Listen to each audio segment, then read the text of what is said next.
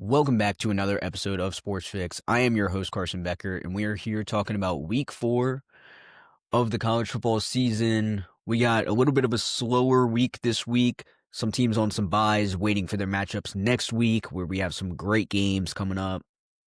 Pretty much all conference games at this point in the season. So we got great SEC matchups. We should have some good Big Ten matchups. Big 12 has some good games. So we should have a lot more good games after this weekend, and it should be pretty good all the way up until the end of the season here. So a little bit of a slower week this weekend, not as many great matchups, but we still have some great top 25 matchups here. Speaking of a top 25 matchup, we'll start off with number 17 Texas Tech playing number 16 Utah. Both teams 3-0, obviously. Texas Tech hasn't really played anybody. Their best win probably against Oregon State. Not that great of a team. Got killed by Oregon not too long ago. So maybe not that great of a team there, but Texas Tech coming in. Their quarterback has thrown 11 touchdowns, 1 interception so far this season. So he's played really well so far. They have 4 guys over 100 rushing yards this season, with their top running back, Adam Hill, being over 200 yards this season. So looking at a pretty good team. A lot of offense probably in this game. 2 Big 12 teams. You usually see a lot of offense, maybe not as much defense. But you're probably going to see a lot of points. 56.5 is the over-under. Utah has played well this year as well. Their best win, UCLA or maybe Wyoming. I'll leave it up to you to decide which team is better there. Probably Wyoming. UCLA has really struggled this year.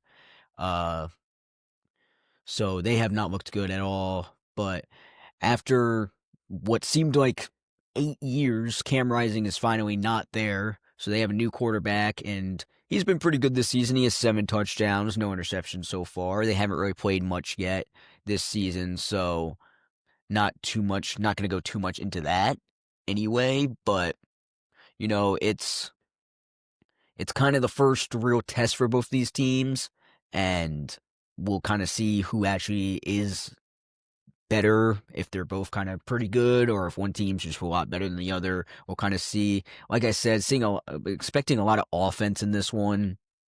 I think I'm going to give Texas Tech the win on this one. Give me the Red Raiders on the road. I just think their run game, their pass game, it looks a lot better than Utah does. And with a lot of points coming into this one, Utah is favored by 2.5 in this one, but I think with just so many points, I think it's going to come down to whose offense is better, and I think Texas Tech's offense is just a little bit better than Utah's, and so I think I'm going to take Texas Tech in this one. So give me the upset on the road in Utah. Should be a good game. That game's kicking off at noon Eastern time, so should be a good game coming on noon. We got games pretty much all day. We got like a good game at least like once every like noon, 3:00, 7:30. We got a good game pretty much every slot at least. So that's at least good for this weekend, since we don't have too many good games. But another good game we have is an SEC matchup here. We got 22 Auburn versus number 11 Oklahoma. Really good game here. Good SEC matchup. Auburn hasn't really played anybody yet. Be their first true test. Their best win's probably the win over Baylor, 38-24, who isn't a bad team. They got that really good quarterback down there, Sawyer Robertson, down in Baylor. So look for this to be a really, really good game. Auburn, obviously, SEC schedule, so they're going to have a lot of tough games coming up, this game included. If they win some of those games, they could have a very impressive resume going into the college football playoff and stuff like that. They could possibly be in with, if they continue to win. Their running back, Jeremiah Cobb, 314 yards this season with 4 touchdowns. Very good year for him so far. And then Jackson Arnold, the Oklahoma transfer, goes back to Norman to face his former team, his former coach as well. He has 4 touchdowns. He only has 4 touchdown passes this year, but he also has 4 rushing touchdowns this year. So Auburn, a team that really likes to run the ball, really likes to pound the rock, and if you can stop them from running the ball, it doesn't seem like they are that great in the passing game. So Oklahoma's really going to have to set the tone, really going to have to play and stop the run. And if they do that, I think Oklahoma will win this game. I do have Oklahoma winning this game. I think they're just better. I think John Mateer is a better quarterback. I think they have a better offense. I think their defense has been very solid so far this year. So look for Oklahoma to win, but I'm expecting a very good game in this one. Oklahoma has a great win versus Michigan at home. Michigan was 15th in the country at that point. And John Mateer has been so fun to watch in this year with 4 rushing touchdowns, 5 through the air. So not crazy stats, but very impressive win against Michigan. He's played pretty well in the other games as well. Their running back, Torrey Blaylock, has basically the same number of yards and carries this season as John Mateer, which is pretty crazy that they have that good of a run game. Oklahoma's defense has looked great this year, holding Michigan to only 13 points, only giving up 6 total points in the other 2 games, but those games were against Illinois State and Temple, so we will see with that. Their defense has played very well. Oklahoma favored by 6.5 in this one, and I do think they win at home in this one. Give me the Sooners. I think they just have too much offense for Auburn, and their defense overwhelms Auburn's offense. I think Auburn's run offense just doesn't compete with Oklahoma's defense, and so I think Oklahoma's defense kind of just overwhelms them, and then they can't really run the ball. They're forced to pass the ball, and then Auburn kind of maybe not falls apart, but just isn't keeping up with them. So give me Oklahoma in that one. Should be another great matchup. That one's kicking off at 3:30. So we got the noon game, 17 versus 16. We got 3:30. We got Auburn versus Oklahoma. So really some good games all day. The next game I'm going to talk about is a Big Ten top 25 matchup. We got number 9 Illinois going on the road to number 19 Indiana. Should be another great matchup here, 7:30 kickoff, so there's that third slot, another ranked game in the third slot, the late evening game. Illinois was ranked high from the beginning of the season, and I mean, I get it, they only lost like 2 games last year, and then they beat South Carolina in their bowl game, so I get why they're ranked high. I just don't see them staying there. I mean, they will have to play a couple of good teams this year to prove that they belong. They have a good win over Duke in Durham, where they won 45-19. Luke Altmaier has been there for 5 years, has 8 touchdowns on the season with no interceptions, so he's played well this year.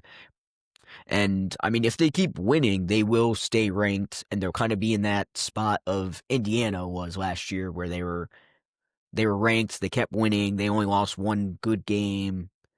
The only team they really played was Ohio State, and they lost that game, but that was their only loss, so it was a great loss, and then you kind of just sneak into the playoff, and you're kind of just there. I think they could potentially do that. I do think they end up losing a couple games this year. I think they had to play Ohio State, and I think they had to play Penn State or Oregon, one of the two, so I don't see them staying undefeated or going 1 loss. I think they have 2 losses by the end of the year, but I do think they win this game in Indiana. I think Indiana's just not the same team we saw last year.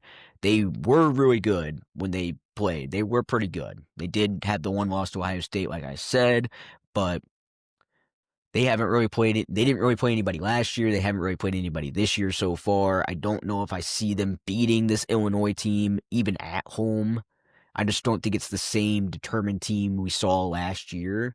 So I don't see them winning this game, and then they also have to play Oregon, and they have to go to Happy Valley to play Penn State. So this year they'll definitely have to prove that they are a very good team to get into the playoffs this year.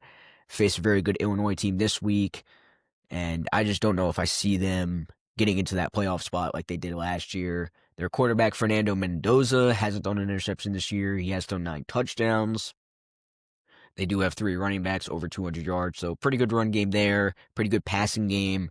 I just don't know if I see them winning. Indiana is favored by 5.5, and I'm honestly looking at taking Illinois.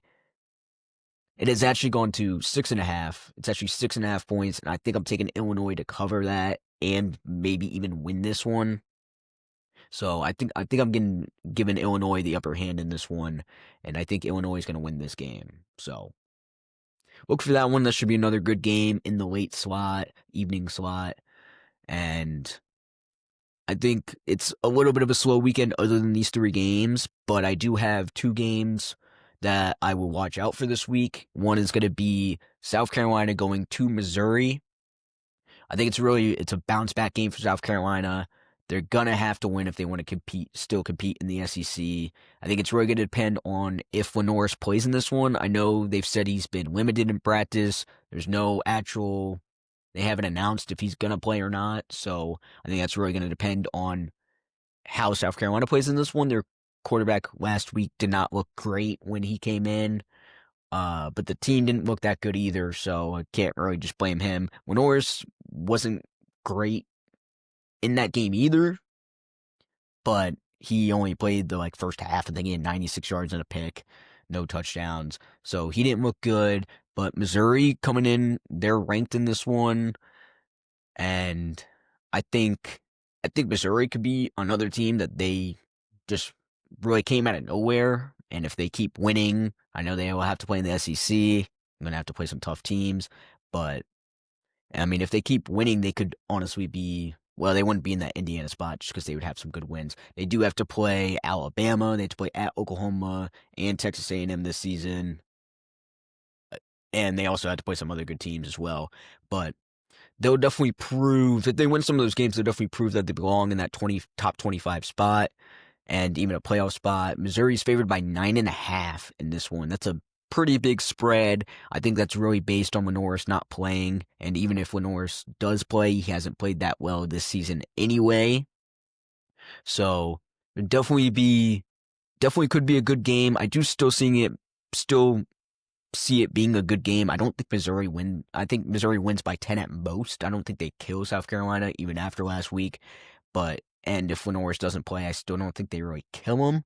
But I will be taking Missouri to win that one. I just don't know. If Norris not playing at this point, I don't know if I can take South Carolina after how they played last week against Vanderbilt, which is also a very good team. But I think it's gonna be tough for South Carolina. It's a must win for them if they want to compete in the SEC. Missouri, probably a must win for them as well, just to keep that record in the SEC, and then they're going to have to go play some tough teams. So look for that game to be pretty good. That's a 7 o'clock kickoff there. My second game to watch is Michigan versus Nebraska. And I'll tell you why. Michigan, 21st in the country. Nebraska, not ranked. But Michigan, last time they went on the road, they had to play on the road in Norman, and they lost to Oklahoma in a game that they had little to no offense. And my real question is can Bryce Underwood, can he compete under a lot of pressure? On the road, can he play well? Can he play well against the pressure like he didn't do in Norman, Oklahoma? Can he keep up and play how everybody's been talking about how he should play in the Big Ten, where he's not playing that great of teams yet, but it's really going to test him for when he does play the good teams. So I'm curious to see how he plays. Michigan is favored by 2.5 in this one. I wouldn't be that surprised if he played really well and Michigan really kind of killed Nebraska. But don't sleep on Nebraska. They're not a bad team. This could be a really good game for Nebraska, and they are a little bit tough to play at home. So look for that to be a little bit of a good game. I do think Michigan wins. I think they win by at least a touchdown, but look for that to maybe be a good game there. Another game I'm going to go over is Florida versus Miami. This is game day. Will be in town for this one. This is where game day's going this week. Florida versus number 4 Miami in Miami. Florida would have been a top 25 matchup, but Florida lost to USF, like we all know. Florida will have to find their offense in this one. They'll really have to go out and compete. Miami has been on a tear so far this year. They have played really well. Carson Beck has looked really good. Florida has had little to no offense in some of the games that they needed an offense. Only scored 16 points against USF, 10 in the loss to LSU in Baton Rouge. And they're looking to end this 3-game losing streak and beat a good team in Miami. If they win this game, then they're kind of a question mark again this year. Like, are they good? Are they really not that good? Did they just play bad against USF, which probably, and then LSU's probably just better than them, so that's not really, I mean, that's a good loss for them. So we we will see on that one. Miami, they've played well this year, beat Notre Dame, who's 6 at the time, beat up on USF 49-12. So 2 top 25 wins for them with that USF win. They're looking to keep it rolling. Carson Beck, like I said, has played really well. Their defense has looked very good. Miami is favored by 7.5 in this one, and I think they will cover that and beat this Florida team by 2 touchdowns. I don't think this one's close. I think it's close maybe in the first half, and then I think Miami's offense is just a little bit better, and I think their defense is really good, and Florida has not proved that they can put up points on the board. So give me Miami by 14 in this one, and I really just don't think this one's too close. Over under 51.5. I don't think they hit that. I think it's a relatively low scoring game. I think Miami ends up winning by 14, but it's like a 28-14 win or something like that. So relatively low scoring, but Miami still gets the win. And that is all the games I will go over in this episode of Sports-Fixx. We should have another great weekend of college football. Like I said, we have some good games. We got a good game kicking off at noon, Texas Tech, Utah. Got a good game kicking off at 3:30, Auburn, Oklahoma. And a really good game kicking off at 7:30. We got Florida, Miami, Illinois, Indiana, if you want to see a top 25 matchup. So some good games, just not nearly as many good games as we had in the last couple weeks. Some of those good teams on bye weeks. So look for all these teams to play really well. I'll be watching a bunch of games. And please join me next week as I will recap all these games and any other games that were good this weekend. And if you are liking these videos, please subscribe, hit that like button, and turn on push notifications so you don't miss any of the episodes that I'll be putting out twice every week. Thank you for watching, and I will see you next time.